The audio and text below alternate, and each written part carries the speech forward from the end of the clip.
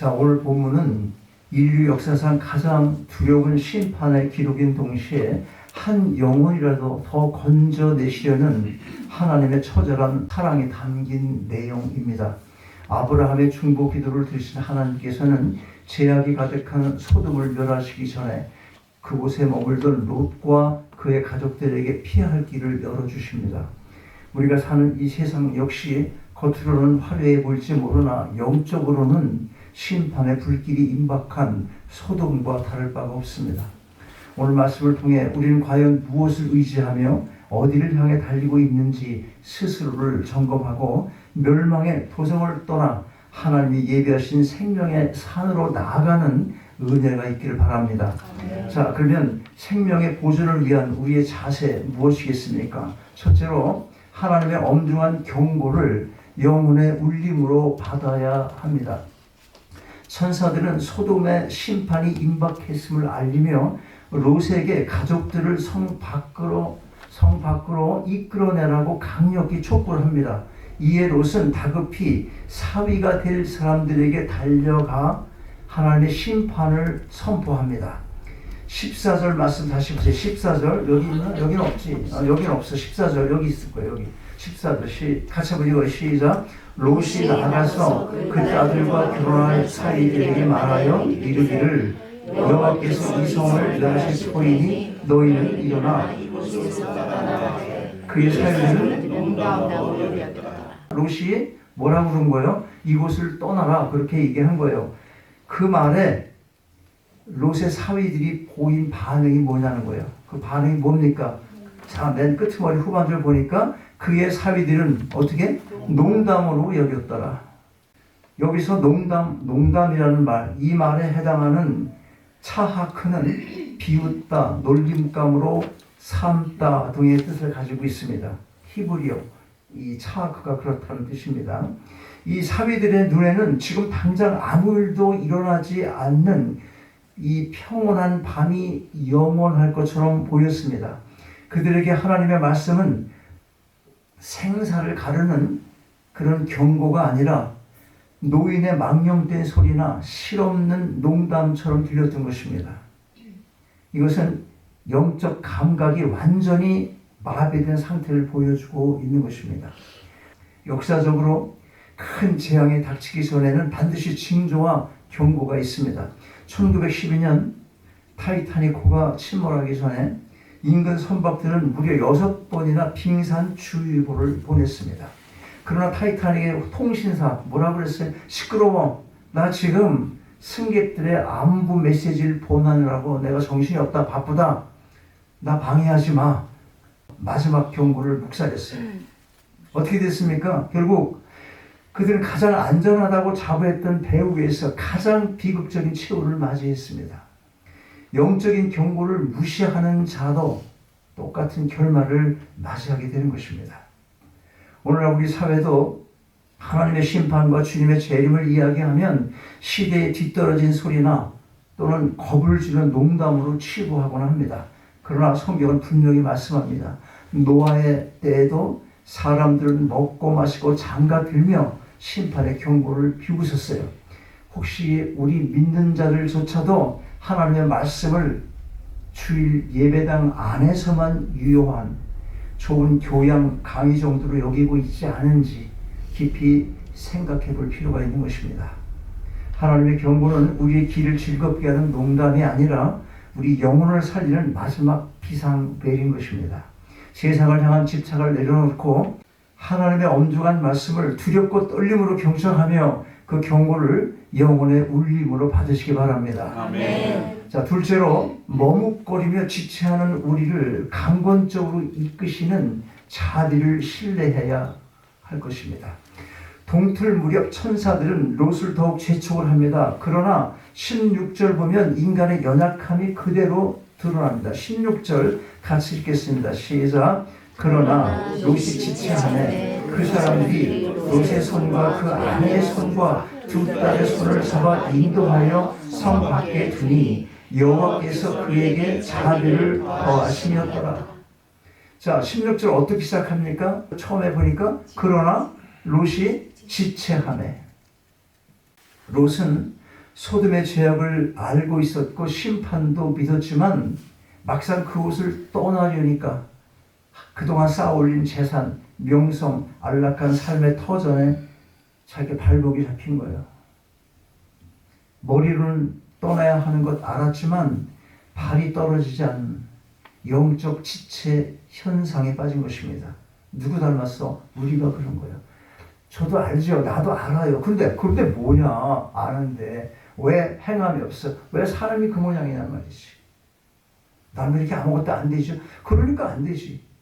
생활이 물질적으로 나아졌다는 그런 얘기가 아니라 그런 거에 지배를 받지 않아. 영적으로 성숙하면 환경이 어쨌든 영적으로 성숙한 사람, 신앙인의 사람은 거부에 내가 지배를 받지 않으니까 주님께서 주시는 평안을 지금도 유지하고 있는 거예요. 그게 카이로스를 살아가는 사람의 특성인 거예요. 하나님의 시간을 살아가면 그 평안을 놓칠 수가 없다 하는 것입니다. 얼마나 중요한 거예요. 그런 영적 지체 현상에 빠진 사람들, 이때 하나님은 놀라운 자비를 베푸세요. 천사들이 롯과 아내 두 딸의 손을 잡아 강제로 성 밖으로 끌어내십니다. 성경은 이 극적인 장면을 설명하며 여호와께서 그에게 자비를 더하심이었더라 이렇게 기록합니다. 롯이 자격이 있어서가 아닙니다. 하나님께서 아브람을 생각하셔서 그리고 롯을 사랑하셔서 강제로라도 구원의 자리로 이끌어내신 강권적인 은혜인 것입니다. 불이 난 건물에서 연기에 질식해 정신을 못 차리고 주저앉아 있는 사람을 생각해 보세요. 소방관은 밖에서 나오세요. 그렇게 소리만 치지 않습니다. 빨리 나오세요. 그러고만 있지 않아요. 그 사람이 스스로 나올 힘이 없다면 문을 부수고 들어가서 그의 몸을 들쳐매고서라도 불길 밖으로 나옵니다. 그것이 구조잖아요. 그들이 해야 될 임무인 것이에요.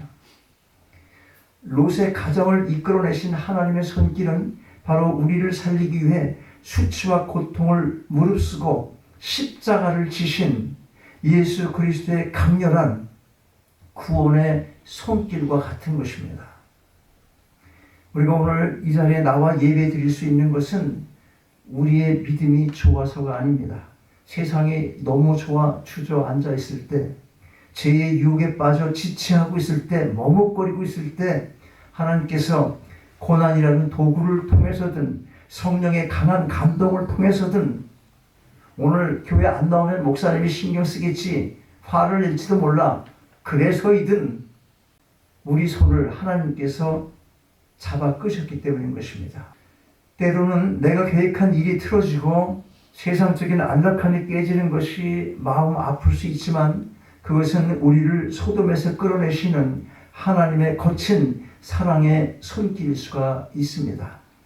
나보다 나를 더 잘 아시고 나를 살리기 위해 나의 완고함을 꺾으시는 하나님의 강권적인 자비를 온전히 신뢰하시기 바랍니다. 아멘.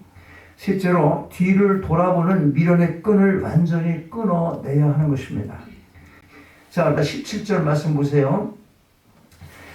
천사가 롯의 가족을 성 밖으로 끌어낸 후에 단호하게 명령하는 겁니다. 17절 시작. 그 사람들이 그들을 밖으로 이끌어낸 후에 이르되 도망하여 생명을 보존하라. 돌아보거나 눈에 머물지 말고 산으로 도망하여 멸망함을 면하리라. 드디어 하늘에서 유황과 불이 비같이 쏟아지기 시작을 했습니다. 그런데 26절에서 비극적인 사건이 발생해요. 26절 보면 롯의 아내는 뒤를 돌아보았으므로 뭐가 됐어? 소금 기둥이 되었더라. 아까 동영상 바로 그거였어요. 여기서 돌아보았다는 것은 단순히 고개를 살짝 돌린 것이 아니라 살짝 돌리고 이렇게 쳐다본 그런 정도가 아니라 히브리 원어의 의미는 간절한 미련을 가지고 응시하다라는 뜻을 가지고 있어요. 미련이 많은 거예요. 미련이 많아. 여러분들은 무슨 미련이 남아 있습니까? 가진 게 없는 사람은 미련이 있을 수도 없을 거예요. 가진 게 많고 뭔가 있다니까 사랑할 게 많으면 남아 있고 싶어. 다시 돌아보고 싶어.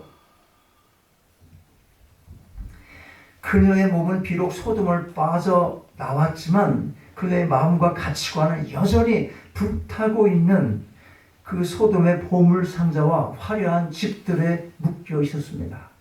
결국 그녀의 불순종, 그것은 구원의 여정 한복판에서 심판의 결과물로 고착되는 비참한 결말을 낳았습니다. 소금 기둥이 됐어요. 돌아보지 말라는데 돌아봤다는 거예요. 아프리카에서 원숭이를 잡는 방법 중에 호박 함정이 있어요. 호박 함정. 호박에 구멍을 내고 그 안에 맛있는 견과류를 넣어두는 겁니다. 원숭이가 손을 집어넣어서 그 견과류를 한 움큼 움켜쥐면 들어갔던 손은 좁았는데 집고 나니까 이게 어떻게 돼? 나와 못 나와? 못 나오잖아요. 주먹이 커져서 구멍으로 손을 뺄 수가 없게 됐어요. 사냥꾼이 다가와도 원숭이는 손에 쥔 음식을 놓지 못해서 욕심 때문에, 미련 때문에 결국 붙잡히고 마는 것입니다. 손에 쥔 것을 놓기만 하면 살 수 있는데 그 작은 미련이 생명을 앗아갑니다. 롯의 아내가 붙들고 있었던 소돔의 미련이 바로 이와 같습니다. 예수님께서는 마지막 때를 살아가는 제자들에게 롯의 철을 기억하라고 엄중히 말씀하십니다. 이것은 오늘을 사는 우리에게 주시는 경고입니다. 우리는 교회에 몸을 담고 있지만 여전히 세상 사람들이 추구하는 명예와 재물과 쾌락의 마음을 뺏겨서 뒤를 돌아보고 있지는 않습니까?